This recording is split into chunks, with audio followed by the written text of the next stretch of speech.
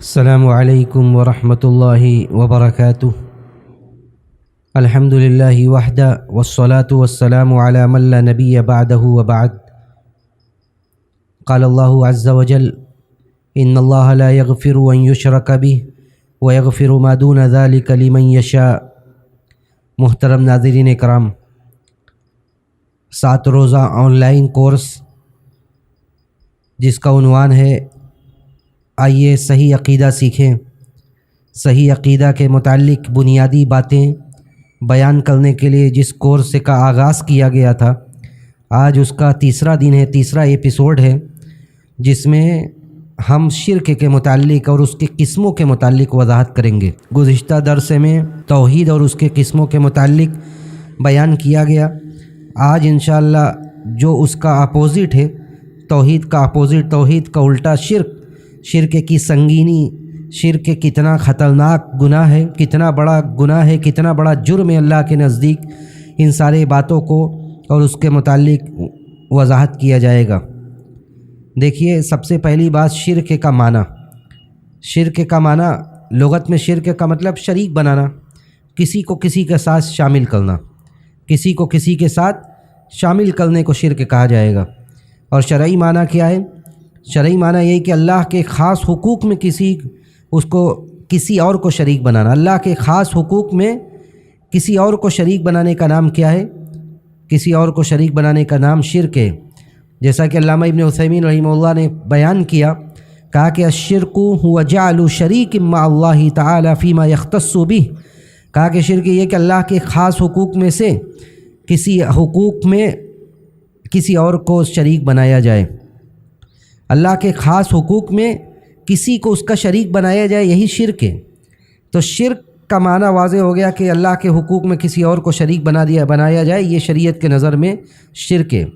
اب آئیے یہ جانتے ہیں کہ شرک کتنا بڑا گناہ ہے، شرک کتنا سنگین گناہ ہے، کتنا بڑا جرم ہے اللہ کے نزدیک۔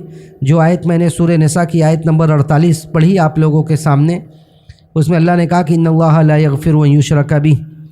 اللہ شرک کرنے کو نہیں معاف کرتا ہے، اللہ اس بات کو نہیں بخشتا، اس بات کو معاف نہیں کرتا کہ اس کے ساتھ شرک کیا جائے۔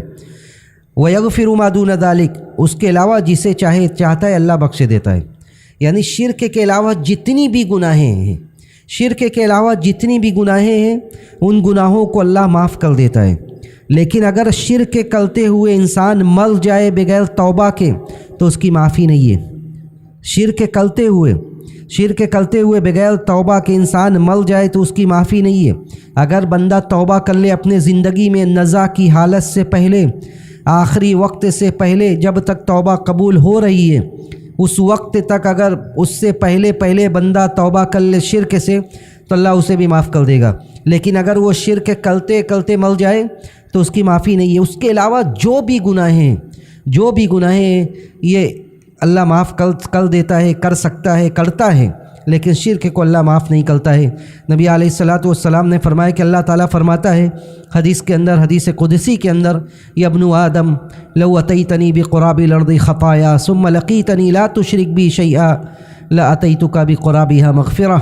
اے آدم کی اولاد، اے میرے بندو، اگر تم پوری زمین بھر کے گناہ لے کر میرے پاس آؤ گے، ساری گناہیں تمہارے نامہ اعمال میں ہیں، ساری گناہیں تمہارے نامہ اعمال میں ہیں، لیکن تم نے میرے ساتھ شرک نہیں کیا ہے، لَأَتَيْتُكَ بِقُرَابِهَا مَغْفِرَةً، تو میں جتنی تمہاری گناہیں ہیں اسی مقدار میں میں بخشش، اسی مقدار میں میں مغفرت تمہارے سامنے حاضر کر دوں گا۔ یعنی جتنی بھر کے تم گناہ لے آؤ گے اتنی بھر کے میں معافی تمہیں دوں گا، اتنی بھر کے میں مغفرت تمہیں دوں گا، لیکن شرط یہ ہے کہ تم شرک نہ کیے ہو۔ یہ کلمہ توحید کی فضیلت ہے کہ ساری گناہیں کلمہ توحید کے مقابلے میں کم ہے، لیکن شرک اگر بندہ کر لے تو پھر اللہ اسے معاف کرنے والا نہیں ہے۔ اگر بغیر توبہ کے مشرک مر جائے تو اس کی معافی نہیں ہے۔ اسی لیے نبی علیہ الصلاۃ والسلام نے یہ بتلایا، بلکہ نبی علیہ الصلاۃ والسلام کے ذریعے اللہ نے یہ خبر دی کہ اے نبی، آپ بھی اگر شرک کر دیں، لئن اشرکت لیحبطن عملک ولتکونن من الخاسرین، اے نبی اگر آپ شرک کریں گے تو آپ کے تمام اعمال ضائع ہو جائیں گے۔ اگر آپ شرک کریں گے تو آپ کے تمام اعمال ضائع ہو جائیں گے۔ نبی سے شرک محال ہے، نبی معصوم تھے، لیکن نبی کے ذریعے امت کو بتلایا جا رہا ہے کہ اگر اے امتیوں اگر تم شرک کرو گے تو تمہارے سارے اعمال ضائع ہو جائیں گے۔ تو شرک تمام اعمال کو ضائع کر دیتا ہے، شرک تمام اعمال کو ضائع کر دیتا ہے۔ آپ جتنی بڑی بڑی عبادت کریں لیکن اگر شرک کریں گے تو آپ کے سارے اعمال ضائع ہیں۔ اسی طرح یہ بات بھی جان لیں کہ شرک یہ انسان پر، مسلمان پر شرک، اگر بندہ شرک کرنے لگے تو اس کے اوپر جنت حرام ہو جاتی ہے۔ اِنَّهُ مَن يُشْرِكْ بِاللَّهِ فَقَدْ حَرَّمَ اللَّهُ عَلَيْهِ الْجَنَّةَ وَمَأْوَاهُ النَّارُ۔ اللہ نے کہا کہ جو اللہ کے ساتھ شریک کرے اللہ اس پر جنت کو حرام کر دیتا ہے، جو اللہ کے ساتھ شریک کرے اللہ اس پر جنت کو حرام کر دیتا ہے۔ یہ کتنی بڑی محرومی ہے، یہ کتنی بڑی محرومی ہے مسلمانوں کہ انسان عبادت بھی کرے اور ان عبادتوں میں کسی اور کو شریک کرے، وہ عبادت کرے کسی اور کے لیے کرے، کسی اور کو شریک کرے ان عبادتوں میں، تو ایسے لوگوں کی معافی نہیں ہے، ایسے لوگوں کی معافی نہیں ہے۔ تو شرک کیوں سنگین ہے، شرک کیوں بڑا گناہ ہے، یہ تو چند مثالیں دی گئی، ورنہ اگر اس کے بارے میں بیان کیا جائے تو یہ سب سے بڑا ظلم اللہ نے اسے قرار دیا ہے۔ اگر اس کے بارے میں تفصیلی باتیں بیان کی جائیں تو کئی گھنٹہ لگ جائے کہ شرک اتنا بڑا جرم کیوں ہے۔ یہ سب سے بڑا ظلم ہے، اللہ کی نعمتوں کے سائے تلے ہم زندگی گزاریں اور اس کے بعد عبادت اللہ کی نہ کر کے کسی اور کی کریں، کسی اور کی کریں، اس سے بڑا ظلم کیا ہوگا۔ اسی لیے لقمان حکیم نے اپنے بیٹے سے کہا تھا کہ بیٹے یہ یاد رکھو ان الشرک لظلم عظیم، ان الشرک لظلم عظیم، کہ شرک یہ سب سے بڑا ظلم ہے، شرک یہ سب سے بڑا ظلم ہے۔ تو شرک بہت بڑا ظلم ہے، بہت بڑا جرم ہے۔ اس کے بعد اگر شرک کی قسموں کے متعلق باتیں کی جائے تو شرک کی دو بڑی قسموں ہیں، دو بڑی قسمیں جسے یاد رکھا جائے، شرک اکبر اور شرک اصغر۔ شرک اکبر یعنی ایسا شرک جو انسان کو اسلام سے، دائرہ اسلام سے خارج کر دے، دائرہ اسلام سے خارج کر دے، وہ مر جائے تو وہ اگر بغیر توبہ کے مر جائے تو وہ خالد مخلد فی النار ٹھہرے، ہمیشہ ہمیشہ جہنم میں رہنے والا بن جائے۔ تو یہ شرک اکبر ہے، بڑی شرک، بڑے بڑے شرک کے مظاہر۔ شرک اکبر کی مثالیں اگر ہم دینا چاہیں، جیسے غیر اللہ سے دعا کرنا، غیر اللہ سے دعا کرنا یہ شرک اکبر ہے، کیونکہ دعا یہ عبادت ہے جس میں اللہ کے ساتھ کسی اور کو شریک کرنا یہ شرک ہے۔ تو اگر کوئی آدمی دعا میں شرک کرے، کسی اور سے دعا کرے، جیسے مردوں کو پکارے جو قبروں میں، جیسا کہ دنیا میں ہو رہا ہے، مردوں کو پکارے، اولیاء سے فریاد کریں، قبر والوں سے حاجت طلب کریں، یہ سب کیا ہے؟ یہ دعا ہے جس میں شریک کیا جا رہا ہے۔ جو خالص اللہ کا حق ہے اس میں آپ مردوں کو، ولیوں کو، پیروں کو، فقیروں کو، قبر والوں کو آپ شریک ٹھہرا رہے ہیں۔ تو جو آدمی ایسا کر رہا ہے وہ شرک اکبر کا شکار ہے، وہ شرک اکبر کا مرتکب ہے۔ اور اگر وہ فوری توبہ نہیں کرتا ہے، توبہ کر کے وہ اس دنیا سے نہیں جاتا ہے، تو اس کے بارے میں یہی علماء اکرام قرآنی آیات سے یہی استنباط کرتے ہیں کہ وہ آدمی جہنمی ہے، وہ آدمی خالد مخلد فی النار ہے۔ اسی طرح شرک اکبر کی مثالیں اگر دیا جائے، غیر اللہ کے لیے قربانی کرنا، قربانی کے بارے میں یہ میں نے کہا کہ قربانی یہ عبادت ہے، اور اللہ نے کہا کہ فَصَلِّ لِرَبِّكَ وَانْحَرْ، اپنے رب کے لیے نمازیں پڑھیے، اپنے رب کے لیے قربانی کریے۔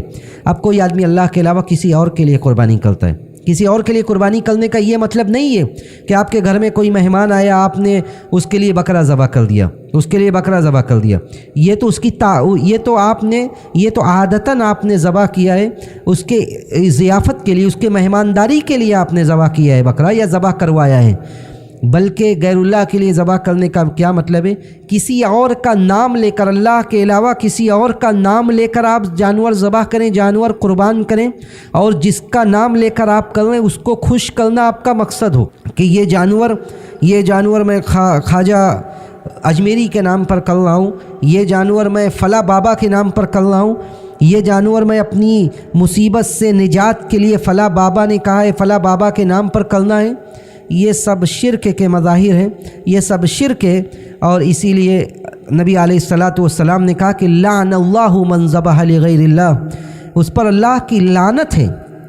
یہ لفظ کتنا خطرناک ہے، نبی کی زبان سے بد دعا نکل رہی ہے، لعنت کی بد دعا نکل رہی ہے، اس پر لعنت بھیجا جا رہا ہے جو آدمی جو آدمی اللہ کے علاوہ کسی اور کے لیے ذبح کرے، کسی اور کے لیے ذبح جو آدمی کرے اس پر اللہ کی لعنت ہے۔ لعن اللہ من ذبح لغیر اللہ، جو آدمی اللہ کے علاوہ کسی اور کے لیے ذبح کرے اس پر اللہ کی لعنت ہے۔ اسی طرح غیر اللہ کے لیے نظر ماننا بھی ایک عبادت ہے۔ میرا یہ کام ہو جائے گا تو میں اللہ کے راستے میں قربانی کروں گا، میں اتنا پیسہ خرچ کروں گا، یہ سب کیا ہے؟ نظر کی اس کے علاوہ بھی صورتیں ہیں، لیکن آپ صرف یہ جان لیں کہ نظر بھی ایک عبادت ہے۔ نظر ماننا عبادت ہے، اس کو اللہ کے علاوہ کسی اور کے لیے کرنا یہ بھی شرک ہے۔ نظر عبادت کیسے؟ اللہ نے مومنین کی تعریف کی، کہا یوفون بالنذر ویخافون، مومنین نظر مانتے ہیں اور نظر کو پوری کرتے ہیں۔ اسی طرح اللہ نے کہا کہ جو بھی تم نظریں مانتے ہو اللہ اسے جانتا ہے۔ تو جاننے کا مطلب کیا ہے؟ جاننے کا مطلب یہ ہے کہ اللہ جانتا ہے اور اس پر ثواب دیتا ہے، اور ثواب عبادتوں پر ملتا ہے۔ تو نظر یہ بھی عبادت ہے، اس کو کسی اور پر کے لیے ماننا یہ شرک ہے۔ اسی طرح غیر اللہ پر توکل کرنا، جیسا اللہ پر توکل کیا جاتا ہے، جیسا بھروسہ اللہ پر ہے وہ ایسا بھروسہ آپ کسی اور پر کریں، یعنی توکل اور اعتماد اللہ پر ہونا چاہیے۔ دنیا میں آدمی اسباب اختیار کرتا ہے، لیکن اسباب پر اسے بھروسہ نہیں کرنا چاہیے، بلکہ مسبب الاسباب پر بھروسہ کرنا چاہیے، جو اسباب پیدا کرنے والا ہے۔ اللہ سے دعائیں کرنا چاہیے کہ اللہ ہمارے لیے اسباب پیدا کرے، بھروسہ اللہ پر ہونا چاہیے۔ رزق کا معاملہ ہے اللہ پر بھروسہ ہو، کسی اور مصائب کو دور کرنے کا معاملہ ہو اللہ پر بھروسہ ہو، لیکن وہ اللہ کی طرح کا بھروسہ دوسروں پر کریں تو یہ شرک ہے۔ وعلی اللہ فتوکلوا ان کنتم مومنین، اللہ پر ہی بھروسہ کرو اگر تم مسلمان ہو، اگر تم مومن ہو تو اللہ ہی پر بھروسہ کرو۔ تو توکل اور اعتماد، خوف و رجا، یہ سب عبادت ہے جو صرف اور صرف ہی اللہ کا حق ہے۔ دوسری قسم کیا ہے شرک کی؟ شرک کی دوسری قسم شرک اصغر ہے۔ ایسا شرک جو آپ کو دائرہ اسلام سے خارج تو نہیں کرتا، لیکن وہ شرک اکبر تک پہنچا سکتا ہے، وہ شرک اکبر تک پہنچا سکتا ہے۔ اور یہ شرک اصغر بھی تمام گناہوں سے بڑی گناہ ہے، تمام گناہوں سے بڑی گناہ یہ تمام گناہیں اس کے مقابلے میں چھوٹی ہے، شرک اصغر کے مقابلے میں بھی۔ یعنی یہ نہیں کہ بڑی بڑی جو کبیرہ گناہیں ہیں، کبیرہ گناہیں شرک اصغر سے بڑی ہے، ایسا نہیں، بلکہ وہ شرک کا چھوٹا حصہ ہے، لیکن تمام بڑی بڑی جو کبیرہ گناہیں ہیں وہ ساری گناہیں شرک اصغر کے مقابلے میں چھوٹی ہے۔ شرک اصغر ان سارے گناہوں سے بڑا ہے۔ نبی علیہ السلام نے فرمایا کہ شرک اصغر کیا ہے، اس کی ایک دو مثالیں، جیسے ریا و نمود، آپ کوئی عبادت انجام دے رہے ہیں، ان عبادت میں آپ کا مقصد ریاکاری ہو جائے، دکھلاوا۔ آپ نماز پڑھ رہے ہیں، آپ نے اپنے قریب میں کسی کو بیٹھا ہوا دیکھا، اس کے بعد آپ خوب اچھے سے نماز پڑھنے لگے، کیوں؟ تاکہ وہ آپ کو دیکھے نماز پڑھتے ہوئے اور آپ کی تعریف کرے، یہ ریاکاری ہو گئی۔ اور جس نبی علیہ السلام نے ارشاد فرمایا کہ من صلی یرائی فقد اشرک، جو آدمی نماز پڑھے ریاکاری کے لیے اس نے شرک کیا۔ اور یہ بڑا خطرناک مسئلہ ہے، یہ بڑا خطرناک مسئلہ ہے، کیونکہ اس کا تعلق عبادت گزاروں سے، جو لوگ نیک لوگ ہیں وہ لوگ بھی اس شرک میں پھنس جاتے ہیں، وہ لوگ بھی اس شرک میں پھنس جاتے ہیں، جو صوم و صلات کے پابند ہیں، نیکی اور اچھائی کا کام کرنے والے ہیں، وہ بھی اس میں پھنس جاتے ہیں۔ نماز پڑھ رہے ہیں لیکن نماز میں ریاکاری آ گئی۔ نبی علیہ السلام نے اسی لیے کہا تھا کہ اخوف ما اخاف علیکم الشرک الاصغر، سب سے زیادہ میں جس چیز کا خوف تم پر کھاتا ہوں وہ شرک اصغر ہے، وہ شرک اصغر ہے، کیونکہ شرک اصغر میں بڑے بڑے لوگ شامل ہو گئے، بڑے بڑے لوگ اس کے شکار ہو گئے، جیسا کہ میں نے ذکر کیا کہ بڑے بڑے صوم و صلات کے پابند وہ ریاکاری کے شکار ہو گئے، جبکہ حکم دیا گیا تھا کہ عبادتوں کو صرف اللہ کے لیے خالص کر انجام دو، اور یہ ڈرایا گیا تھا کہ قیامت کے دن اللہ سبحانہ و تعالیٰ ایسے عبادتوں کو منہ پر مار دے گا جن عبادتوں کو کسی اور کی رضا کے لیے، کسی اور کے لیے انجام دیا جائے۔ کسی اور کے لیے انجام دینے کا مطلب صرف یہ نہیں ہے کہ آپ اس کے لیے ظاہری طور سے سجدہ کریں، دوسری عبادتیں کریں، بلکہ یہ بھی مطلب ہے کہ آپ عبادتیں کریں، ان عبادتوں میں آپ دکھلاوا کرنے لگیں۔ تو شرک اصغر میں ریاکاری آ گئی، لوگوں کو دکھانے کے لیے نماز پڑھنا، لوگوں کی تعریف حاصل کرنے کے لیے صدقہ و خیرات کرنا، یہ سب کیا ہے؟ یہ سب شرک اصغر ہے، شرک اصغر کے مثالیں ہیں۔ اسی طرح اللہ کے علاوہ کسی اور کے لیے قسم کھانا، یہ بھی شرک اصغر ہے۔ نبی علیہ السلام نے فرمایا کہ من حلف بغیر اللہ فقد اشرک، جو اللہ کے علاوہ کسی اور کی قسم کھائے وہ شرک ہے، چاہے وہ اپنے والد کی، اپنے والدہ کی، اپنے بچی کی، کسی کی بھی کھائے۔ قسم صرف اپنے رب کی کھانا ہے، اپنے باپ کی قسم کھانا، پیر فقیر کی قسم کھانا، کعبہ کی قسم کھانا، یہ سب غلط ہیں۔ اللہ کی قسم کھائیے، من کان حالفا فلیحلف باللہ، جسے قسم کھانا ہی پڑ جائے وہ اللہ کی قسم کھائے۔ اور یہ بات بھی یاد رکھیے کہ ہر بات پر قسم کھانا یہ بہت اچھی بات نہیں ہے، اسی لیے نبی نے کہا کہ جسے قسم کھانا پڑ جائے وہ اللہ کی قسم کھائے، یعنی ہر بات پر قسم نہ کھائیں اور ورنہ چپ رہیں آپ۔ قسم کھانے کی ضرورت پڑے اللہ کی قسم کھائیں ورنہ خاموش رہیں۔ اور کعبہ کی قسم نہیں، کعبہ کے رب کی قسم کھائیے، ورب الکعبہ۔ اسی طرح دیکھیے شرک اصغر کی مثالیں یہ بھی ہیں کہ اگر آپ ایسے اسباب کا اختیار کر لیں، جو برائی کو دور کرنے کے لیے، مصائب و مشکلات کو دور کرنے کے لیے، اپنی ذات سے، اپنے کاروبار سے، یہ ساری چیزیں بھی شرک اصغر ہیں۔ جیسے آپ بیمار ہیں، بیماری کو دور کرنے کے لیے آپ کیا کرتے ہیں؟ آپ تعویذ پہن لیتے ہیں۔ بیماری سے دور کرنے کے لیے، بیماری کو اپنے ذات سے دور کرنے کے لیے آپ تعویذ پہن لیتے ہیں۔ اور تعویذ پہننا، نبی علیہ الصلاۃ والسلام نے فرمایا کہ جو آدمی تعویذ پہن لیتا ہے اللہ تعالیٰ اسے پھر اسی تعویذ کے حوالے کر دیتا ہے۔ جو آدمی کسی چیز سے تعلق اپنا بناتا ہے پھر اللہ اسے ادھر ہی پھیر دیتا ہے، اس کا پھر دل اسی سے ہی لگتا ہے، اس کو اس وقت تک فائدہ نہیں ہوتا جب تک کہ وہ اسی سے اپنا تعلق نہ جوڑے، اسی سے اپنی لو نہ لگائے۔ لو لگانا یہ اللہ سے۔ تو ایک چیز سمجھنے کی ہے کہ اسباب وہی اختیار کرنا ہے جو اللہ نے اسباب بنایا ہے۔ جیسے بیماری دور کرنا ہے، بیماری دور کرنے کے لیے اسباب کیا ہے؟ بیماری دور کرنے کے لیے یہ کہ جو اللہ نے شرعی اسباب بنائے کہ آپ رقیہ کریے، آپ دم کیجئے اپنے اوپر۔ سب سے بہتر بات ہے کہ آپ خود دم کیجئے۔ جو اذکار ہیں، جو سورۃ الفاتحہ ہے، آیت الکرسی ہے اور قرآن کی دوسری آیت ہیں، قرآن یہ شفا ہے، تو آپ پڑھ کے رقیہ کریے۔ جو دعائیں ہیں، جو احادیث میں دعائیں وارد ہوئی ہیں ان کو پڑھ کے آپ رقیہ کیجئے۔ کوئی بہت نیک آدمی ہے جس کا تقوی واضح ہے، اس سے بھی کبھی کبھار آپ رقیہ کرا سکتے ہیں۔ سب سے بہتر لیکن یہ کہ آپ خود اپنا رقیہ کریں، اپنا دم کریں۔ یہ سبب ہے شرعی جو اللہ نے بنایا ہے۔ اور غیر شرعی سبب کیا ہے؟ غیر شرعی سبب کا اختیار کرنا جو کہ شرک اصغر ہے، کہ آپ تعویذ پہنیں، جن تعویذ کا کوئی عطا پتہ نہیں ہے کہ اس میں لکھا کیا ہوا ہے، اس میں کیا لکھا ہوا ہے۔ تو یہ کہہ کر بچنے کی کوشش نہیں کرنی چاہیے کہ تعویذ میں قرآنی آیات ہیں، بلکہ آپ مکمل طور سے تعویذ چھوڑ دیجئے، چاہے کوئی آپ کو یہ کہہ کر دے کہ اس میں قرآنی آیات ہیں یا قرآنی آیات نہ ہو، کیونکہ اگر آپ ڈیپلی جائیں گے تو بہت ساری ایسی تعویذات آپ کو ملیں گی جو کہہ کر یہ دیا جاتا ہے کہ اس میں قرآنی آیات ہے، لیکن اگر آپ اسے کھولیں گے، یا بہت سارے لوگوں نے کھولا، تجربہ کیا تو دیکھا قرآنی آیات نہیں لکھی ہوئی ہے بلکہ لکھی ہوئی ہے تو الٹی سیدھی، یعنی یہ قرآنی آیات سے ایک طرح کھلواڑ ہو گیا۔ تو آپ ہر طرح کے تعویذات کو چھوڑ دیجئے۔ نبی علیہ الصلاۃ والسلام نے ایک آدمی کو دیکھا کہ ایک دھاگا باندھے ہوئے تھا، آپ نے کہا کہ کیا ہے یہ؟ تو کہا کہ ایک بیماری ہے، واہنہ سے ایک بیماری ہے، اسی سے حفاظت کے لیے یہ میں نے باندھا ہے۔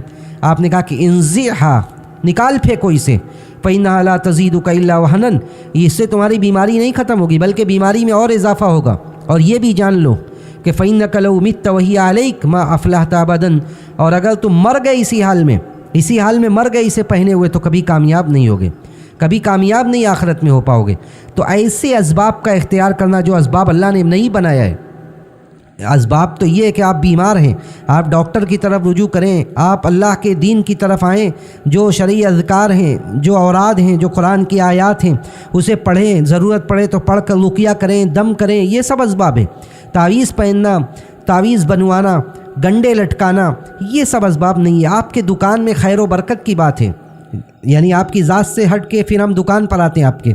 آپ کی دکان میں خیر و برکت کا مسئلہ ہے، آپ وہاں پر نیمبو لٹکا رہے ہیں، مرچ لٹکا رہے ہیں، کچھ کر رہے ہیں، ایسا کام جو شرعی نہیں ہے۔ کتاب و سنت میں کہیں اس کو نہیں بیان کیا گیا ہے کہ آپ یہ لٹکائیں گے تو برکت ہوگی، یہ لٹکائیں گے تو آپ مصیبت سے دور رہیں گے، بلکہ قرآن نے تو یہ کہا، حدیث نے تو یہ بتلایا کہ سورہ بقرہ میں بڑی برکت ہے۔ جس گھر میں سورہ بقرہ پڑھی جاتی ہے وہاں برکت ہوتی ہے، شیطان وہاں نہیں آ پاتے ہیں، شیطان وہاں طاقت نہیں رکھتے ہیں، شیطان کی ساری طاقت ختم ہو جاتی ہے اگر آپ گھر میں سورہ بقرہ پڑھیں گے، آپ دکان میں سورہ بقرہ پڑھیں گے، یہ آپ کے دکان کے لیے باعث خیر و برکت ہے، باعث خیر و برکت ہے کہ آپ دکان میں، مکان میں سورۃ البقرہ کی تلاوت کریں۔ تو یہ سب شرعی اسباب، آپ اس کو چھوڑ کر غیر شرعی اسباب اختیار کریں، تعویذ و گنڈا لٹکانا شروع کریں، دکانوں میں یہ سب کام کریں، یہ سب شرک اصغر ہے، کیونکہ یہ سبب وہ اسباب نہیں جو اللہ نے بنایا ہے۔ تو یہ بہت ہی خفی شرک ہے جو بہت سارے لوگ سمجھتے نہیں ہیں کہ یہ شرک ہے، یہ پوشیدہ شرک ہے۔ اسی لیے نبی علیہ الصلوۃ والسلام نے فرمایا تھا کہ الشرک فی ہذہ الامۃ اخفی من دبیب النمل۔ آپ نے اسی لیے کہا تھا کہ یہ شرک جو ہے یہ بڑی باریک شرک ہے، بڑی باریک شرک ہے، بڑی خفیہ شرک ہے، لوگوں کے یعنی لوگ بہت سارے لوگ اس کو سمجھ نہیں پاتے ہیں۔ اگر ہم آج کے زمانے کے شرک کی بات کریں کہ شرک کی کون کون سی صورتیں، کون کون سی شکلیں رائج ہیں، تو ان میں بہت ساری مثال دی جا سکتی ہے۔ جیسے قبروں سے حاجت طلب کرنا، قبروں سے حاجت طلب کرنا، قبر والوں سے حاجت طلب کرنا، کہنا یا غوث مدد، یا فلاں پیر مشکل کشا، جبکہ حقیقی مدد کس سے طلب کرنی چاہیے؟ صرف اور صرف اللہ سے۔ ایاک نعبد و ایاک نستعین، اے اللہ ہم تیری عبادت کرتے ہیں، تجھی سے مدد طلب کرتے ہیں۔ مردوں سے فریاد کرنا یہ بھی شرک کے مظاہر میں سے، جیسا کہ میں نے ذکر کیا۔ ایک مظہر شرک کا یہ بھی ہے، ایک صورت کہ نجومی اور کاہنوں پر یقین رکھنا، ان کے پاس جانا، نجومی اور کاہنوں کے پاس جانا جو مستقبل کی غیب کی باتیں بتاتے ہیں، یہ سب بھی شرک ہے۔ اس لیے کہ غیب کا علم صرف اللہ کو ہے، اللہ کے علاوہ کسی اور کو علم نہیں ہے غیب کا۔ من اتی کاہنا او عرافا فصدقہ بما یقول فقد کفر بما انزل علی محمد۔ جو آدمی کاہن کے پاس آئے، عراف کے پاس آئے اور ان کی باتوں کی تصدیق کرے، تو اس نے نبی علیہ الصلوۃ والسلام پر جو نازل کیا گیا اس نے اس کا انکار کیا ہے۔ اللہ عالم الغیب ہے، اللہ عالم الغیب والشہادہ ہے، غیب میں کیا ہونے والا ہے اللہ کے علاوہ کوئی نہیں جانتا ہے، اس لیے آپ صرف اللہ کو عالم الغیب مانیں۔ اسی طرح اور بھی جو چیزیں توسل اور استغاثہ ہے، توسل وسیلہ پکڑنا، اللہ کے اسماء و صفات کا وسیلہ پکڑنا، نیک اعمال کے ذریعے وسیلہ پکڑنا، یہ سب کیا ہے؟ یہ سب جائز چیزیں، لیکن اسی میں آپ اللہ کے علاوہ نیک اعمال کے، اللہ کے ناموں کے علاوہ نیک اعمال کے ذریعے علاوہ کسی اور کا وسیلہ پکڑنے لگے کہ میں خواجہ فلانے کے وسیلے سے اللہ تجھ سے دعا کرتا ہوں، یہ سب کیا ہے؟ یہ سب شرک ہے، اور شرک سب سے بڑا گناہ ہے، شرک سب سے بڑا گناہ ہے۔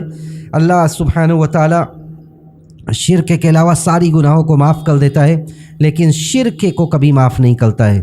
تو اگر اللہ سے مانگنا ہے، اپنے جائز اعمال کا وسیلہ دیجیے، اپنے نیک اعمال کا وسیلہ دیجیے، اللہ کے ناموں کے ذریعے پکاریے کہ اللہ تو غفار ہے، تو ہماری گناہوں کو معاف کر دے، اے اللہ تو ہر چیز پر قادر ہے، تو ہماری مصیبت کو دور کر دے، اے اللہ تو مصیبتوں کو دور کرنے والا ہے، تو فلاں ہماری مصیبت کو دور کر دے، اے اللہ تو رزاق ہے، ہمارے رزق میں کشادگی کر دے، اے اللہ تو اولاد دینے والا ہے، تو مجھے اولاد نرینہ سے مالا مال کر دے۔ اس طرح دعائیں کرنی چاہیے، نیک اعمال کا وسیلہ بنانا چاہیے نیک اعمال کو، یعنی یہ کہنا چاہیے کہ میرا فلاں کام، یعنی انسان کے بعض کام ایسے ہونے چاہیے جو کام اللہ کے علاوہ کوئی نہ جانتا ہو۔ آپ نے صدقہ و خیرات کیا کسی مسجد میں، کسی مدرسے میں، 1,00,000 2,00,000 اپنی حیثیت کے مطابق جو بھی تھا آپ نے دیا، لیکن کسی کو خبر نہیں ہے، کسی کو خبر نہیں، صرف اللہ کو خبر ہے۔ آپ کبھی مصیبت میں پھنسے تو آپ اس طرح دعا کیجیے کہ اللہ تو جانتا ہے کہ فلاں مسجد میں، فلاں مدرسے میں میں نے اتنا پیسہ دیا، صرف اور صرف تیری رضا کے خاطر میں نے دیا تھا، مجھے ریاکاری مقصود نہیں تھی، مجھے دنیا نہیں چاہیے تھی۔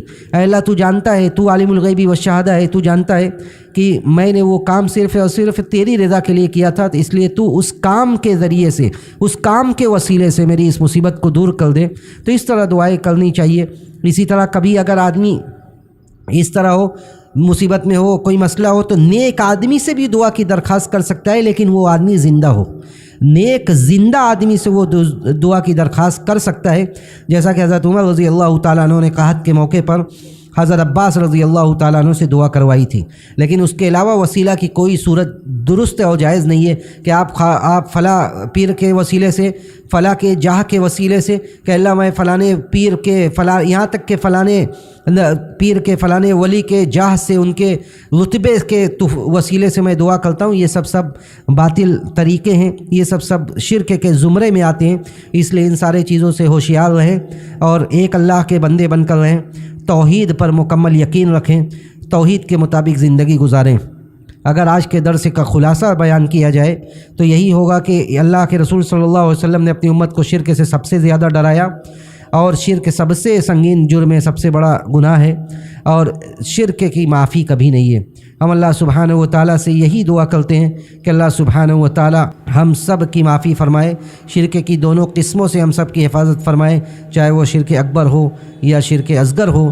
ہر طرح کی عبادتوں کو اپنے ساتھ خاص کرنے کی توفیق نصیب فرمائے، ہر طرح کے ناجائز وسیلوں سے ہم سب کی حفاظت فرما، اور جب ہمارا جانے کا وقت آئے اس دنیا سے تو ہمارا آخری کلمہ کلمہ توحید بنا دے۔ وآخر دعوانا الحمد للہ رب العالمین، والسلام علیکم ورحمۃ اللہ وبرکاتہ۔